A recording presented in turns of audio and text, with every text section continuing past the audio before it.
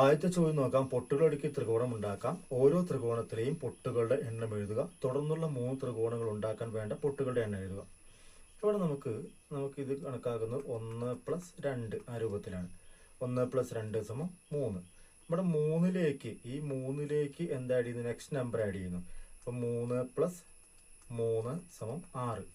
ഇവിടെ ഈ 6ലേക്ക് എന്താ ആഡ് ചെയ്യുന്നു? നെക്സ്റ്റ് നമ്പർ ആഡ് ചെയ്യുന്നു. അപ്പോൾ 6+4 = 10. അപ്പോൾ അടുത്ത നമ്പർ എത്രയായിരിക്കും? 10+5 = 15. അടുത്ത് 15+6 = 21. അങ്ങനെ പോവാം. അടുത്ത ക്വസ്റ്റ്യൻ നോക്കാം. സമഭുജ ത്രികോണം, സമചതുരം, പഞ്ചഭുജം എന്നിങ്ങനെ തുടരുന്ന ജാമിതി രൂപങ്ങളുടെ ശ്രേണിയിൽ നിന്ന് ചുവടെ പറയുന്ന സംഖ്യാശ്രേണികൾ ഉണ്ടാക്കുക. ആദ്യം പറയുന്നത് വശങ്ങളുടെ എണ്ണമാണ്. വശങ്ങളുടെ എണ്ണം 3 ആയിട്ടുള്ളത്. വശങ്ങളുടെ എണ്ണം 3 ആകുക എന്ന് പറയുമ്പോൾ എന്തായിട്ട് മാറും? അതൊരു സമഭുജ ത്രികോണമായിട്ട് മാറും. വശങ്ങളുടെ എണ്ണം 4 ആകുമ്പോഴോ അതൊരു സമചതുരമായിട്ട് മാറും. വശങ്ങളുടെ എണ്ണം 5 ആകുമ്പോഴോ അത് നമുക്ക് ഒരു പഞ്ചഭുജമായിട്ട് മാറും. ഇനി എന്താണ് ഫസ്റ്റ് ക്വസ്റ്റ്യൻ പറയുന്നത് അകക്കോണുകളുടെ തുകയാണ്. അകക്കോണുകളുടെ തുക എന്ന് പറയുമ്പോൾ ത്രികോണത്തിന്റെ അകക്കോണുകളുടെ തുക എന്ന് പറയുന്നത് 180 ഡിഗ്രിയാണ് പഠിച്ചിട്ടുണ്ട്. അപ്പോൾ ത്രികോണത്തിന്റെ അകക്കോണുകളുടെ തുക എത്രയായിട്ട് മാറും? 180 ഡിഗ്രി ആയിട്ട് മാറും. അടുത്തത് സമചതുരാണ്. സമചതുരം അറിയുമ്പോൾ നമുക്കറിയാം 90 ഡിഗ്രിയാണ്. അപ്പോൾ 1, 2, 3, 4 90 ഡിഗ്രി ഉണ്ടാവും. 4 90 ഡിഗ്രി ഉണ്ടാകുമ്പോൾ എത്രയായിട്ട് മാറും? അത് 360 ഡിഗ്രി ആയിട്ട് മാറും. ഇനി അല്ലെങ്കിലും നമുക്കൊരു ചതുർഭുജത്തിന്റെ സമചതുരം അല്ലെങ്കിൽ കൂടി ഒരു ചതുർഭുജത്തിന്റെ നമ്മൾ 2 ഡിവൈഡ് ചെയ്ത് കഴിഞ്ഞാൽ 2 ത്രികോണങ്ങളാക്കാൻ പഠിച്ചിട്ടുണ്ട്. 2 ത്രികോണങ്ങളാക്കുമ്പോൾ അകക്കോണുകളുടെ തുക എത്രയായിട്ട്? 360 മാറും. ഇനി 5 ഉള്ളതാണെങ്കിലോ? 5 ഉള്ളതാണെങ്കിൽ നമുക്ക് ഇങ്ങനെ പറയാം, ഇത് 3 ത്രികോണങ്ങളായിട്ട് ഉപയോഗിക്കാം. പഞ്ചഭുജമാണ്. അപ്പോൾ ഒരു 180 ഇവിടെ വരും ത്രികോണം. ഈ ഒരു ത്രികോണത്തിന് 180 വരും. ഈ ഒരു ത്രികോണത്തിന് എന്ത് വരും? 180 വരും. 3 180 വരും. 360 കൂടെ ഒരു 180 കൂടി ആഡ് ചെയ്താണ് കൂട്ടിയതാണ് 5 എണ്ണത്തിന് വരിക. അപ്പോൾ 360 കൂട്ടണം 180 സമം 8 6 14 3 4 5 540 കിട്ടും.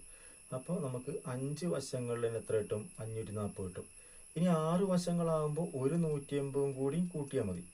ഒരു 180 കൂടി കൂട്ടുമ്പോൾ എത്ര കിട്ടും? 720 കിട്ടും. 720. അപ്പം ഇവിടെ 6 വശങ്ങളാകുമ്പോൾ എത്ര കിട്ടി? 720 കിട്ടി. നെക്സ്റ്റ് ക്വസ്റ്റ്യൻ നോക്കാം. നമുക്ക് പുറംകോണുകളുടെ തുക എഴുതാനാണ്. പുറംകോണുകളുടെ തുക പറയുമ്പോൾ ഒരു ത്രികോണം നമുക്ക് പുറംകോൺ എന്ന് പറയുമ്പോൾ ഇങ്ങനെ നീട്ടി വരച്ച് കിട്ടുന്ന ഈ ഒരു കോണിന് പുറംകോൺ. ഈ വശം നീട്ടി വരയ്ക്കുമ്പോൾ ഇവിടെയും ഒരു പുറംകോൺ കിട്ടും. ഈ വശം നീട്ടി വരയ്ക്കുമ്പോൾ ഇവിടെയും ഒരു പുറംകോൺ കിട്ടും. ഈ 3 പുറംകോണുകളുടെ തുകയും 360 ഡിഗ്രി ആയിരിക്കും. അത് ത്രികോണത്തിന് മാത്രമല്ല, നമുക്കിവിടെ നോക്കാം. ഇത് നീട്ടിയാൽ ഒരു 90 കിട്ടും. ഇത് നീട്ടിയാൽ ഒരു 90 കിട്ടും. ഇത് നീട്ടിയാൽ ഇവിടെ ഒരു 90 കിട്ടും. ഇത് നീട്ടിയാൽ ഇവിടെ 90 കിട്ടും. അപ്പോൾ ഇവിടെയും നമുക്ക് 4 90 ആയിട്ട് അവിടെ എത്രയാണ്? 360 ആണ്. അപ്പോൾ ഏത് ബഹുഭുജങ്ങളുടെയും പുറംകോണുകളുടെ തുക അറിയുന്നത് എത്രയാണ്? 360 ഡിഗ്രിയാണ്. വശങ്ങൾ കൂടുമ്പോൾ മാറില്ല. ഇവിടെ വശം കൂടുമ്പോൾ എന്ത് ചെയ്യുന്നു? ഒരു 180 കൂടിയാണ് വരിക. ഇനി അടുത്ത ചോദ്യം നോക്കാം. ഒരു അകക്കോണിന്റെ അളവാണ്. അകക്കോണിന്റെ അളവ് എന്ന് പറയുമ്പോൾ ഇതിലെ അകക്കോണുകളുടെ തുക 180 ആണ്. അപ്പോൾ 180നെ എത്ര അകക്കോണുണ്ടാവും? 3 വശം ഉണ്ടാകുമ്പോൾ ഇവിടെ 3 കോണുണ്ടാവും. 3 കൊണ്ട് ഹരിക്കുക. 3 കൊണ്ട് ഹരിക്കുമ്പോൾ നമുക്ക് എത്ര കിട്ടും? 60 ഡിഗ്രി കിട്ടും. അല്ലെങ്കിൽ ഒരു സമഭുജ ത്രികോണത്തിന്റെ ഒരു കോണ് 60 ഡിഗ്രിയാണ് നമുക്കറിയാം. അപ്പോൾ ഒരു അകക്കോണിന്റെ അളവ് എന്തായി മാറി? 60 ആണ്. ഇവിടെ നമുക്ക് 360 ആണ്. 360നെ എന്തുകൊണ്ട് ഹരിക്കണം? 4 കൊണ്ട് ഹരിക്കണം. 360നെ നമുക്ക് 4 കൊണ്ട് ഹരിച്ചാൽ 9 4 36 90 ഡിഗ്രി കിട്ടും. അപ്പോൾ നമുക്ക് ഇവിടെ എത്ര കിട്ടി? 90 ഡിഗ്രി കിട്ടും. ഇവിടെ നമുക്ക് 540നെ എന്തുകൊണ്ട് ഹരിക്കണം? 5 കൊണ്ട് ഹരിക്കണം. അപ്പോൾ 540നെ 5 കൊണ്ട് ഹരിച്ചാൽ 5 5 4 പോവില്ല. 40 5 40. അപ്പോൾ ഇവിടെ നമുക്ക് എന്ത് കിട്ടും? 108 കിട്ടും. ഇനി 720നെ നമ്മൾ എന്തുകൊണ്ട് ഹരിക്കണം? 6 കൊണ്ട് ഹരിക്കണം. അപ്പോൾ 720 ഹരിക്കണം 6. ഓരാറ് 6. ഓരാറ് 6. ബാക്കി 1 ഉണ്ട്. 12ൽ 12 ബാക്കി 0. അപ്പം നമുക്കിവിടെ 120 കിട്ടും. ഇനി നമുക്ക് അടുത്ത ക്വസ്റ്റ്യൻ നോക്കുമ്പോൾ എന്താ കാണുന്നത്? ഒരു പുറംകോണിൻ്റെ അളവാണ്. ഒരു പുറംകോണിൻ്റെ അളവ്. ഇപ്പോൾ നോക്കൂ, ഒരു അകക്കോണും പുറംകോണും കൂട്ടി എപ്പോഴും 180 ഡിഗ്രി ആയിട്ട് എവിടെയാണെങ്കിലും ഇപ്പം ഇവിടെ വരച്ചാൽ ഒരു അകക്കോണും പുറംകോണും കൂട്ടി എത്ര കിട്ടും? 180 ഡിഗ്രി കിട്ടും. അപ്പോൾ ആ ഒരു ഐഡിയ വെച്ചിട്ട് ഇവിടെ നിന്ന് തന്നെ നമുക്ക് പുറംകോണിൻ്റെ അളവ് എഴുതാം. ഇവിടെ 160 ആകുമ്പോൾ കൂട്ടിയ 180 കിട്ടണമെങ്കിൽ 120. ഇവിടെ കിട്ടണമെങ്കിലോ 90. ഇവിടെ കിട്ടണമെങ്കിലോ കൂട്ടിയ 150 കിട്ടണം, അപ്പോൾ 72. ഇവിടെ കിട്ടണമെങ്കിലോ 60. ഇനി അതല്ലെങ്കിൽ നിങ്ങൾ എന്ത് ചെയ്താൽ മതി, 360നെ 3 കൊണ്ടരിക്കുക, അപ്പോൾ 120 കിട്ടും. 360ന് 4 കൊണ്ടരിക്കുക, 90 കിട്ടും. 540ന് 5 കൊണ്ടരിക്കുക, 72 കിട്ടും. 720ന് 6 കൊണ്ടരിക്കുക, എന്ത് കിട്ടും, 60 കിട്ടും. അപ്പോൾ ഇതാണ് വശങ്ങളുടെ എണ്ണം, ആക്കോണുകളുടെ തുക, പുറം കോണുകളുടെ തുക, ഒരാക്കോണിൻ്റെ അളവ്, ഒരു പുറം കോണിൻ്റെ അളവ് എന്നുള്ള ശ്രേണി. ഇങ്ങനെയാണ് നമ്മൾ ഉണ്ടാക്കുന്നത്. അടുത്ത ക്വസ്റ്റ്യൻ നോക്കാം. 3 കൊണ്ടരിച്ചാൽ ഒരു ശിഷ്ടം വരുന്ന എണ്ണൽ സംഖ്യകളുടെയും 2 ശിഷ്ടം വരുന്ന എണ്ണൽ സംഖ്യകളുടെയും ശ്രേണി എഴുതുക. 3 കൊണ്ടരിച്ചാൽ 1 ശിഷ്ടം വരുന്ന എണ്ണൽ സംഖ്യകളുടെ ശ്രേണി പറഞ്ഞാൽ 1 ശിഷ്ടം വരിക, അപ്പോൾ 1. ഇനി അതിൻ്റെ ഒപ്പം തന്നെ 2 ശിഷ്ടം വരുന്ന എഴുതണം, അപ്പോൾ 2 എഴുതാം. ഇനി അടുത്തത് 1 ശിഷ്ടം വരുന്ന ഏതാണ്, 4 അടുത്ത 2 ശിഷ്ടം വരുന്ന ഏതാണ്, 5 അടുത്ത 1 ശിഷ്ടം വരുന്ന ഏതാ, 7 അടുത്ത 2 ശിഷ്ടം വരുന്ന ഏതാ, 8 അപ്പോൾ നമുക്ക് ഇതിൻ്റെ ഡ്യൂറേഷൻ മനസ്സിലായി. 1 3 4, 4 3 7, 2 3 5, 5 3 8 അങ്ങനെ എഴുതി പോയി കഴിഞ്ഞാൽ ഈ ശ്രേണി കിട്ടും. അടുത്ത ചോദ്യം നോക്കാം. 1ലോ 6ലോ അവസാനിക്കുന്ന എണ്ണൽ സംഖ്യകൾ വലിപ്പക്രമത്തിൽ എഴുതുക. ഈ ശ്രേണിയെ മറ്റ് 2 വിധത്തിൽ വിവരിക്കുക. 1ൽ അവസാനിക്കുക, 6ൽ അവസാനിക്കുക. അടുത്ത 1ൽ അവസാനിക്കുന്നത് 11, 6ൽ അവസാനിക്കുന്നത് 16. അടുത്ത 1ൽ അവസാനിക്കുന്നത്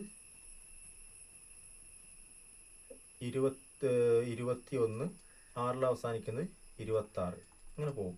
ഈ ശ്രേണിയെ മറ്റു 2 തരത്തിൽ വിവരിക്കാനാണ് പറഞ്ഞിരിക്കുന്നത്. അത് നമുക്കിങ്ങനെ വിവരിക്കാം. 1ൽ തുടങ്ങി 5 കൂട്ടി വരുന്ന ശ്രേണി. 1ൽ തുടങ്ങുന്നു, 5 കൂട്ടുന്നു, 5 കൂട്ടുന്നു, ഇവിടെ 5 കൂട്ടുന്നു, 5 കൂട്ടുന്നു, 5 കൂട്ടുന്നു. അല്ലെങ്കിൽ നമുക്കിങ്ങനെ പറയാം, ഈ ശിഷ്ടം എന്ന് പറയുന്ന ഐഡിയ ഉപയോഗിച്ചുകൊണ്ട് 5 കൊണ്ടരിക്കുമ്പോൾ ശിഷ്ടം 1, ഇവിടെ 5 കൊണ്ടരിക്കുമ്പോൾ ശിഷ്ടം എത്രയാണ്, 1. 5 5 ബാക്കി ശിഷ്ടം 1. ഇവിടെ 5 കൊണ്ടരിക്കുമ്പോൾ ശിഷ്ടം എത്രയാണ്, 1. ഇവിടെ 5 കൊണ്ടരിക്കുമ്പോൾ എത്ര, ശിഷ്ടം 1. അപ്പോൾ 5 കൊണ്ടരിക്കുമ്പോൾ ശിഷ്ടം 1 വരുന്ന ശ്രേണികൾ എന്ന് നമുക്ക് എഴുതാം. അടുത്ത ക്വസ്റ്റ്യൻ നോക്കാം.